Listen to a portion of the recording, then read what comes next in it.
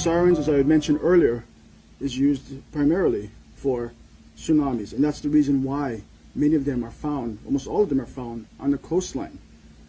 The public is trained to seek higher ground in the event that the siren is sounded. In fact, on the website of the Hawaii Emergency Management Agency, the following guideline is provided. If you are in a low-lying area near the coastline, evacuate to high grounds. Had we sounded the siren that night, we're afraid that people would have gone Mauka. And if that was the case, then they would have gone into the fire.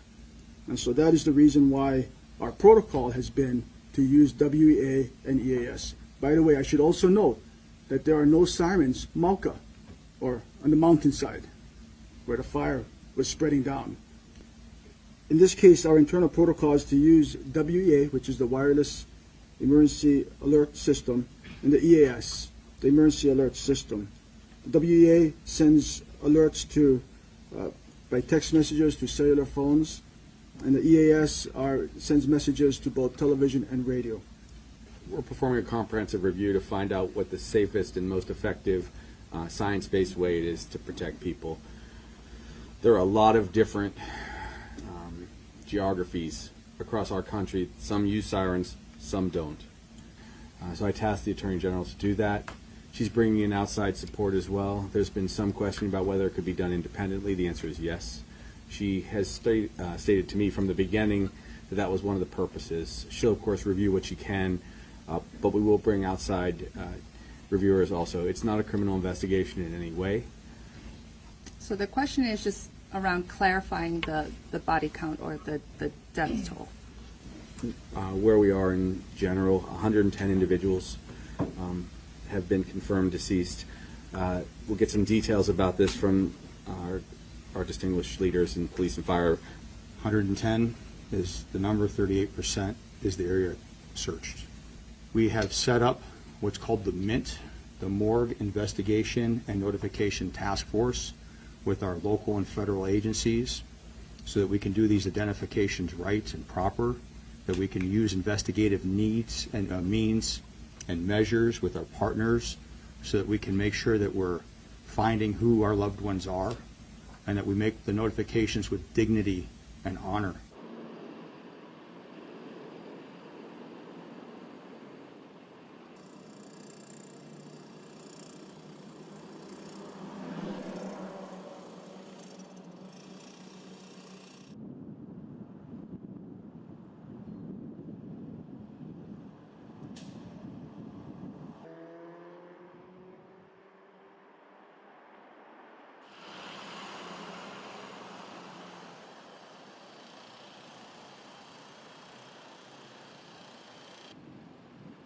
Are you okay? I'm okay. Okay. I'm in a good space.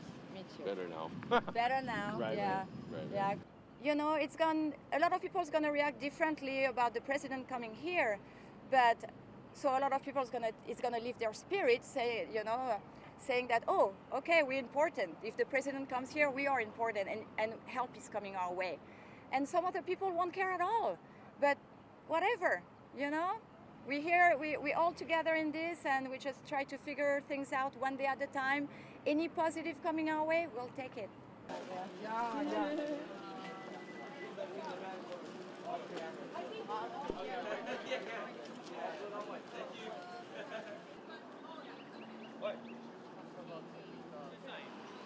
Yeah, we're putting everybody out there.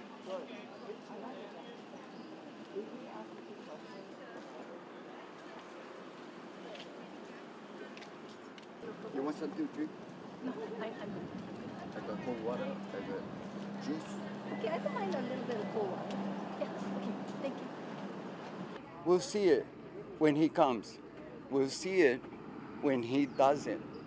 We'll see it when he helps. A lot of talk have been going on for years and years and years.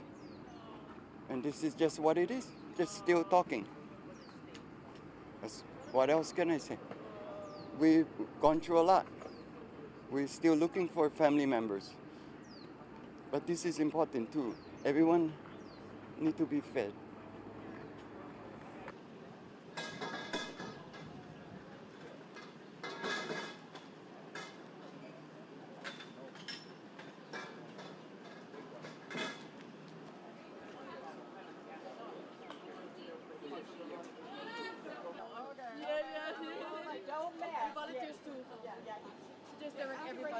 Have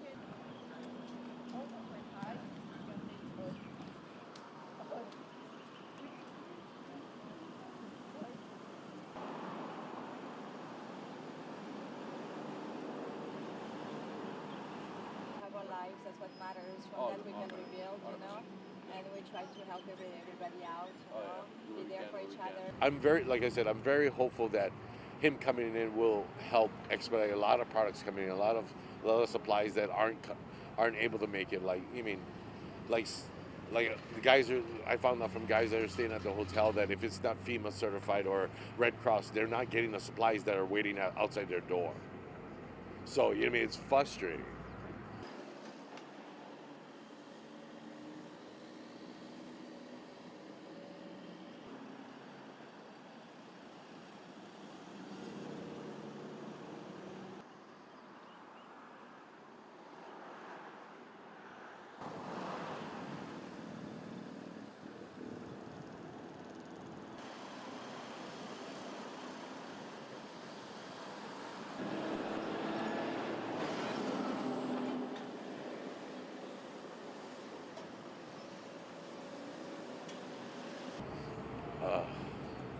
Just keep the Hawaiian lands in Hawaiian hands, because there's investors trying to come in and steal up properties and do whatever.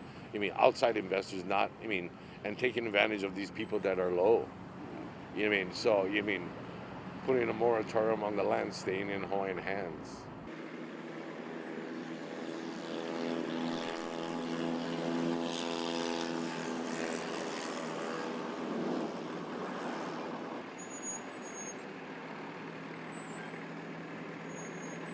As you just heard, I did just finish briefing the president in the Oval Office to give him an update on the ongoing recovery efforts that are happening in Hawaii. And I will continue to provide him updates as we continue this response in support of the state of Hawaii.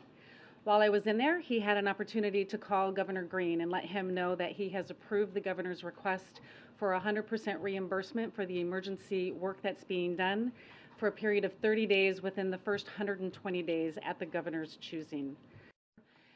But one of the things that I really need your help on, it's not as much as lack of communication and cell phone capability, it's lack of understanding whether they should or should not apply for federal aid. And we want everybody in Hawaii to know that they should apply for federal assistance. And if they haven't, we'll have people that will be going out into the communities, that they're in the shelters, they'll be at the DRC.